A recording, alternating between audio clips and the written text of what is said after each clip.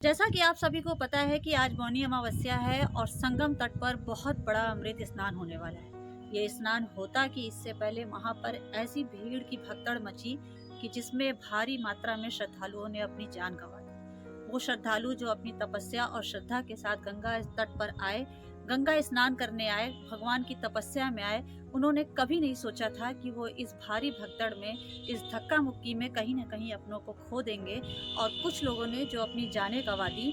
ये एक बहुत ही बड़ी और दुखद खबर है जिसे हमने सीधे बीबीसी के सौजन्य से लिया है। बीबीसी ने इस बात को अपडेट किया है कि अभी तक 12 लोगों के मरने की खबर आई है। आपको बताते हैं कि आखिर पूरा मामला था क्या। मामला सिर्फ मामूली सा मामला था कि जरा से लोगों के आमने सामने पुल पर आने की वजह से कुछ लोग जमीन पर गिर गए।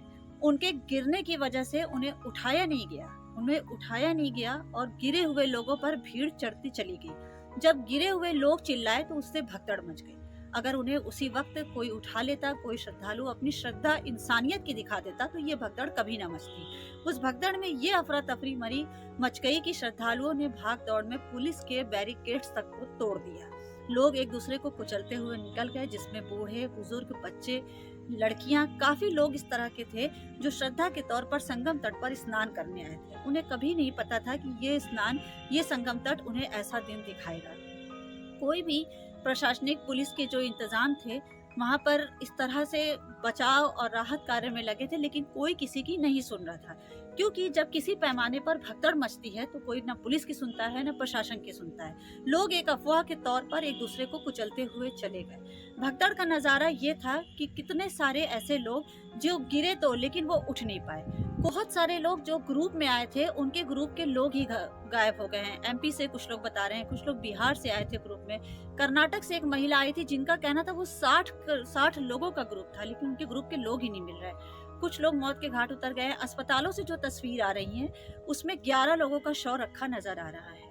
आखिर किस तरह प्रशासन ने इतना बड़ा करोड़ों का बजट पास किया था महाकुंभ के लिए। सालों से ये तैयारी चल रही थी। पोस्टर्स, बैनर्स आप हर जगह, गांव में, शहरों में, दीवारों पर चिपका हुआ देख रहे थे। काफी भारी मात्रा में एडवर्टीजमेंट हो रही थी कि हम संगम स्नान पर जा रहे हैं। आखिर राज्य सरकार आज जो है इतने बड़े मात्रा में जो ये भगदड़ मची है, इसके क्या इंतजाम थे।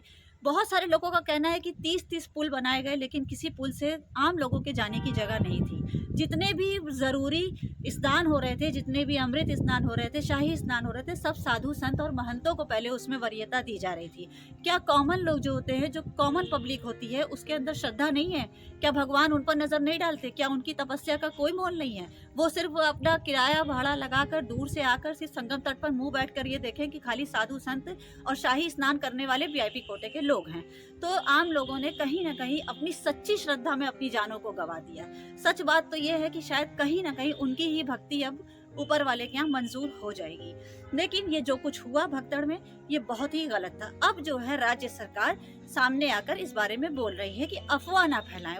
अफवाह क्या चीज होती है? अफवाह किसी ने फैलाई ही नहीं। एक जरा सी बात में, भीड़ की धक्का मुक्की में भगदड़ मची और लोगों ने अपनी जान गंवाई। कितने लोग घायल हो गए, कितने लोगों को पुलिस उठा सकी, कितने लोगों को नहीं उठा सकी।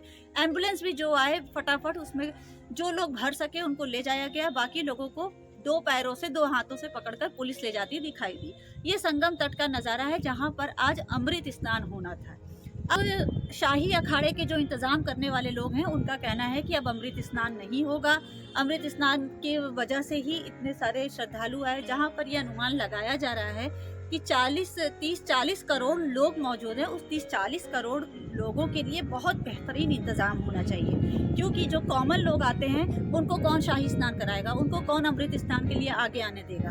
तो इसलिए अगर राज्य सरकार कॉमन लोगों का ख्याल रख के इस इंतजाम को करती तो कहीं ना कहीं ये नज़ारा देखने में ना आता। अब राज्य सरकार का कहना है कि आप अफवाह ना उड़ाइए, आज अपने पास के संगम तट पर आप स्नान करिए, संगम तट पर महाकुंभ में मत जाइए, आप किसी भी तरह की असुरक्षा में मत पड़िए। ये राज्य सरकार का कहना है। राज्य सरकार को साथ में ये भी बताना चाहिए कि वो करोड़ों का बजट कहाँ गया जो महाकुंभ नगरी के लिए पास किया गया था।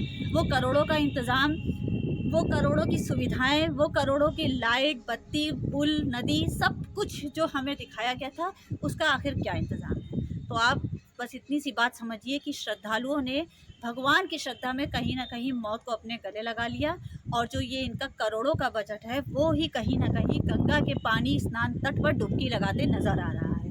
तो ये सारी आज की एकदम अभी की अपडेट रिपोर्ट है जिसे आप सुन रहे थे MTS वॉइस से MT सिद्दीकी से। आप हमें ज़रूर बताइएगा कि इस बारे में आपका क्या कहना है, कमेंट्स बॉक्स में कमेंट ज़रूर लिखिएगा और हमें सब्सक्राइब करना, लाइक करना मत भूलिएगा। आज के लिए इतना ही। जय हिंद, जय भारत।